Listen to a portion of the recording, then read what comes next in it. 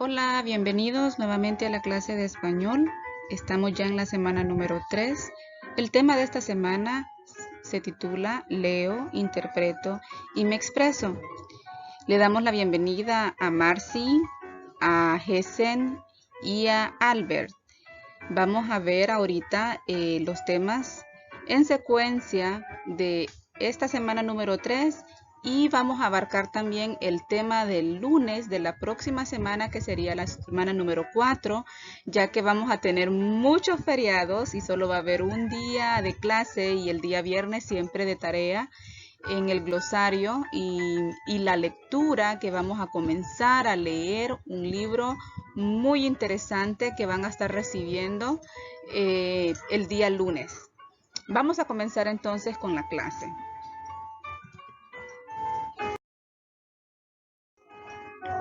Lenguaje técnico científico. Es el que utilizan los especialistas en su campo de trabajo o estudio. Son palabras propias de ciertas ramas del saber humano como la abogacía, la medicina, la tecnología, ingeniería, entre otros. Se caracteriza por ser exacto y veraz. Vamos a ver estos dos términos que anteceden a los temas que vamos a estar viendo más adelante sobre sinónimos y antónimos, pero veamos, en lenguaje técnico no vamos a decir sinónimos, sino sinonimia. Sinonimia se identifica en la similitud que tienen algunas palabras en sus significados, aunque se escriban de forma diferente. La antonimia, en ella las palabras presentan significados contrarios o disímiles.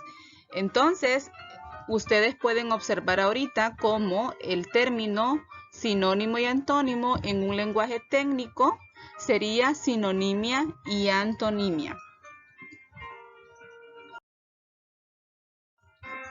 Siempre sobre el lenguaje científico, este término también se constituye un tecnicismo. ¿Por qué? Porque nos explica a detalle el concepto o las palabras. Se refiere a todas esas áreas de vocabulario y expresión en un idioma que pertenecen a un campo profesional o científico muy específico, como lo decíamos anteriormente, a una determinada rama, y que normalmente solo conocen aquellos que han recibido entrenamiento dentro de ese campo. Dentro de esta definición se abarcan áreas muy amplias y no siempre el mismo traductor técnico será experto en todas ellas. Por ejemplo, nosotros no podemos buscar un término de ingeniería en una enciclopedia de medicina. Aquí tenemos algunas áreas específicas: biología, medicina, tecnología, ingeniería, matemática, lingüística, etc.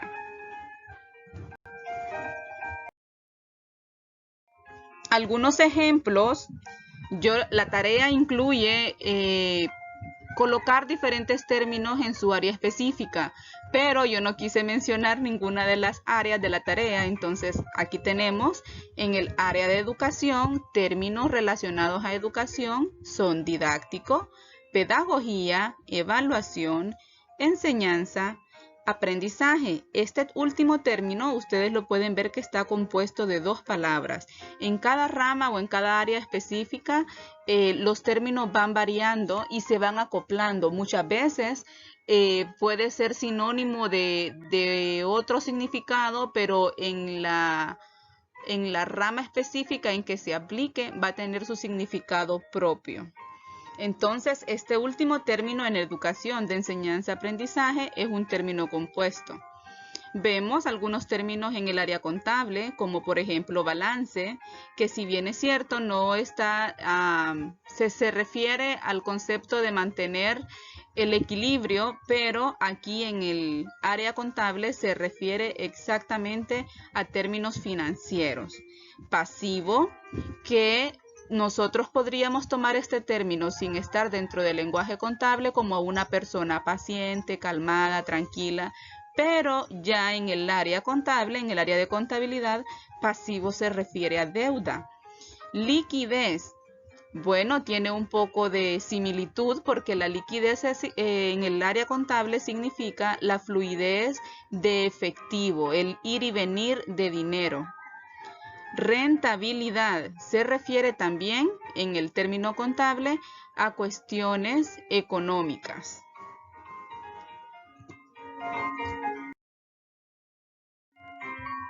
Lenguaje popular.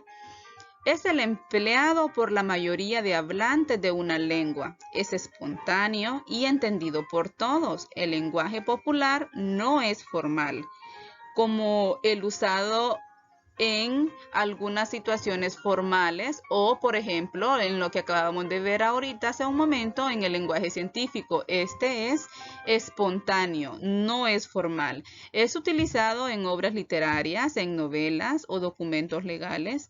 Se trata de un lenguaje informal que utiliza la gente común en la vida diaria, con amigos o con familiares. Es el que nosotros usamos prácticamente a diario con todos nuestros familiares, nuestros amigos, compañeros.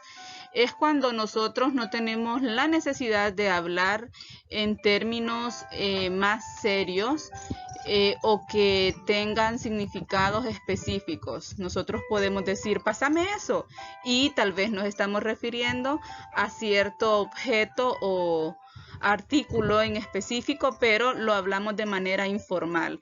O podría ser una frase típica, ¿qué hay? Por ser un saludo de hola, ¿qué tal? O hola, ¿cómo estás? Por eso se dice que es un lenguaje no formal y que lo utilizamos más que todo con las personas de nuestro alrededor con las que tenemos confianza. El lenguaje regional es el que se identifica en las expresiones o variedades lingüísticas propias de una determinada región. Generalmente, la lengua regional es una lengua hablada en un área pequeña de un estado nacional, como una provincia, un municipio o comarca. En muchos lugares de nuestro país se habla diferente a otros.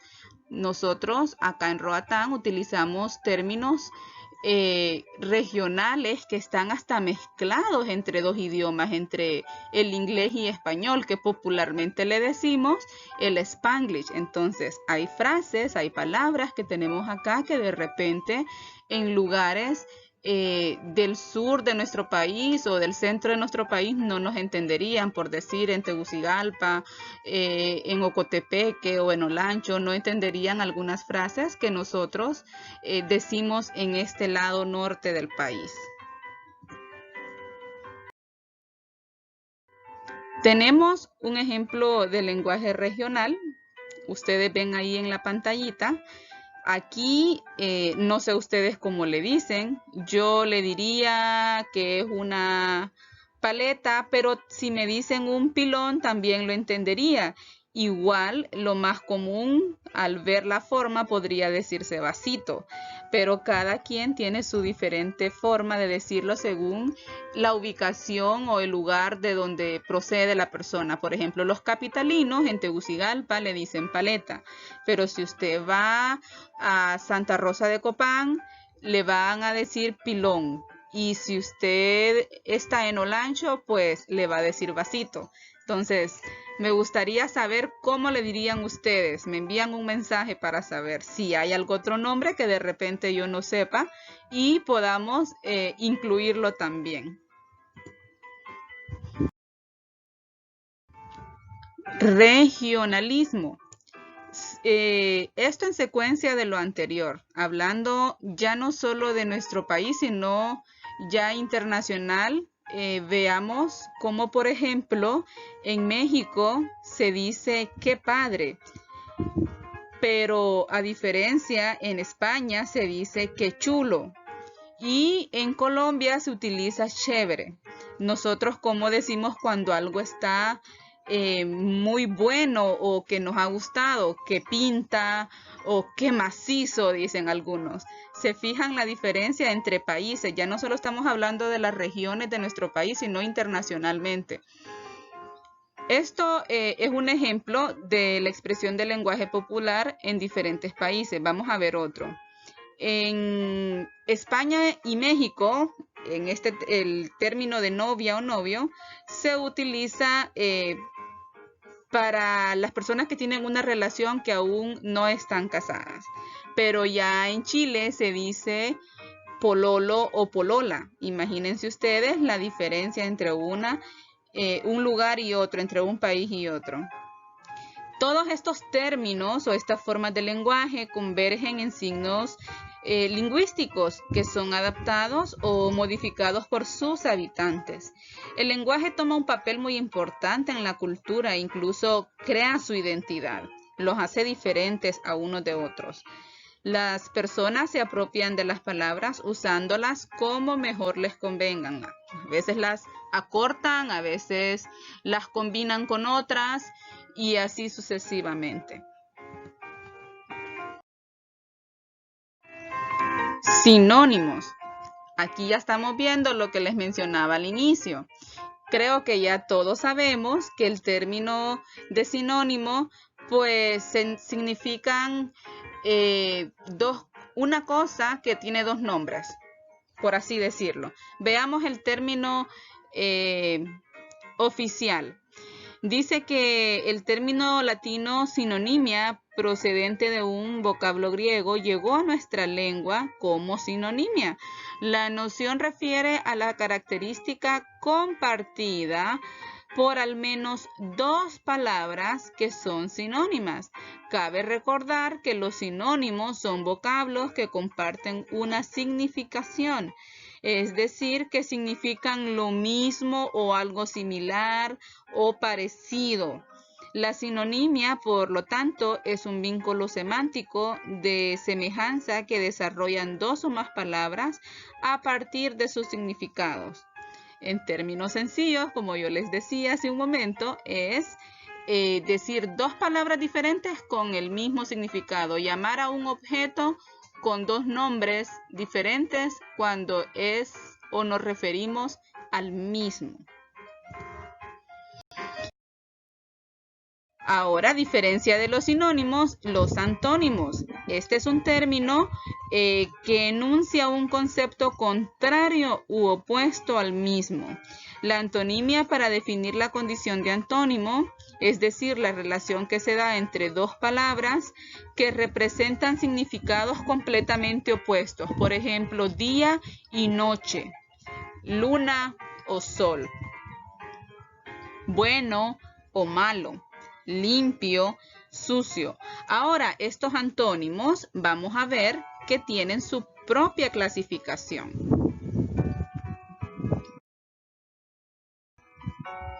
Y esta clasificación se da por los antónimos recíprocos, antónimos complementarios y antónimos graduales. ¿Cuáles son los antónimos recíprocos? Son aquellos que necesariamente requieren de la existencia del otro. En este contexto podemos mencionar las acciones de pagar y cobrar.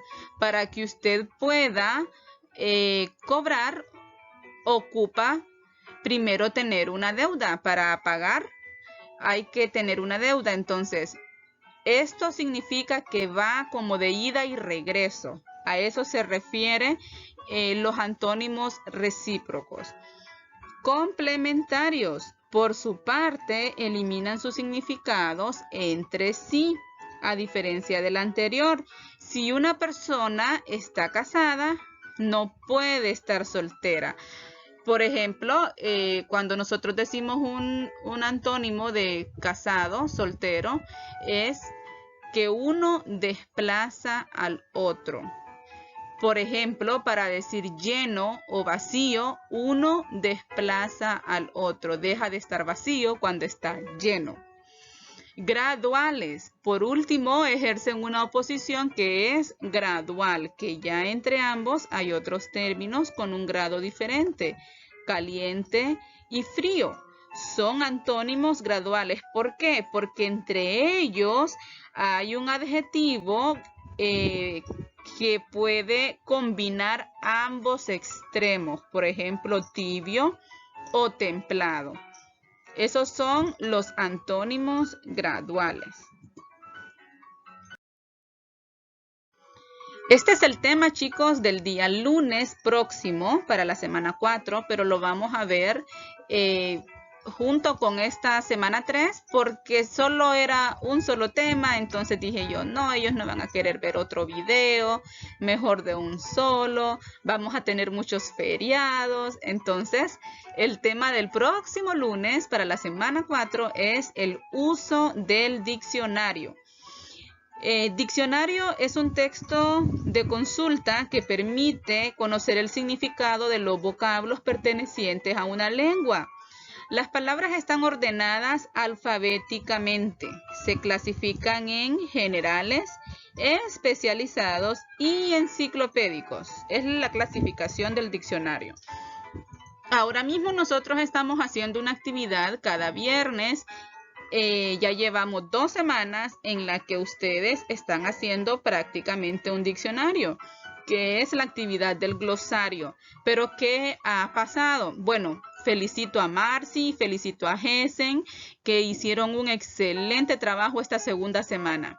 Albert está mejorando mucho, pero necesito, Albert, que usted escriba de forma más compacta, en el sentido de que usted debe dejar los espacios entre una palabra y otra, que se note que una palabra está juntita y que de ahí hay un espacio y sigue otra palabra, porque a veces en sus escrituras se me ve como que todo es una sola palabra cuando de repente hay 2 y 3. Es importante, chicos, en esta actividad del glosario que nosotros sigamos las instrucciones. Como es similar al diccionario, no vamos a enumerar las palabras. ¿Qué vamos a hacer? Vamos a separarlas por la letra. Todas las que corresponden a la letra A van a ir debajo de la letra A. A esta letra A no se le tiene que poner asterisco, ni paréntesis, absolutamente nada. Solamente la A mayúscula, siguiente renglón, las palabras que empiezan con A.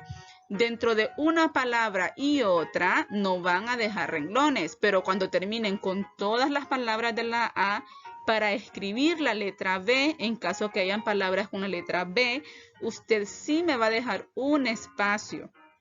Va a escribir la letra B en mayúscula, seguido de las palabras sin espacio entre una y otra, referente a la letra B, y así sucesivamente con la C hasta la última que tengan en su listado.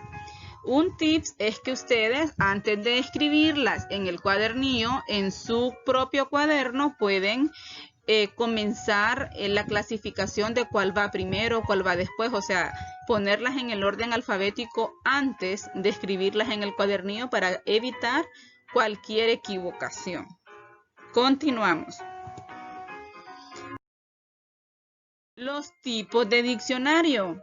Pues hay diccionarios bilingües, que son los que nos ayudan a buscar el significado de una palabra en 2 lenguas. Hay diccionarios normativos, que son los que recogen las palabras que están aceptadas como correctas en una lengua.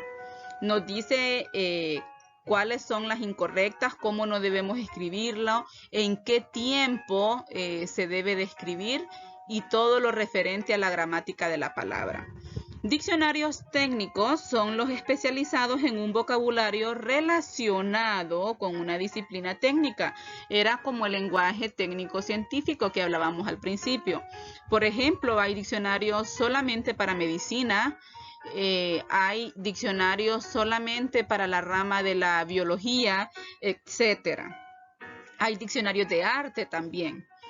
Etimológicos. Este tipo de diccionario nos ayuda a saber sobre la etimología o el origen de una palabra determinada en una lengua. Le da todo el historial, desde dónde procede, desde qué tipo de idioma fue la que produjo la palabra, los cambios que ha tenido, hasta llegar a cómo la palabra está en la actualidad y el significado exacto que la palabra tiene y cómo usted la puede aplicar.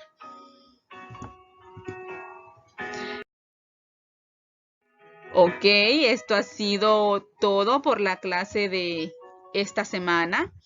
Hemos aprendido el lenguaje técnico científico, hemos aprendido el lenguaje popular, el lenguaje regional, los sinónimos, los antónimos, el uso del diccionario y los diferentes tipos de diccionarios que hay.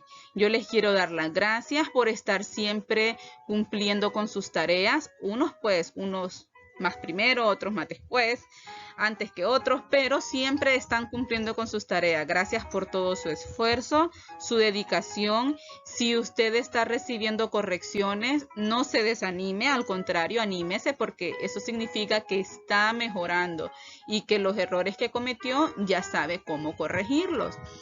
Vamos a estar muy pendientes de cualquier consulta que ustedes tengan.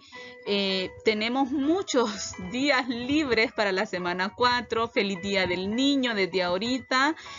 Felices Fiestas Patrias. En su material van a recibir una tarjetita de felicitación de parte mía. Espero que se encuentren muy bien, que su familia esté bien.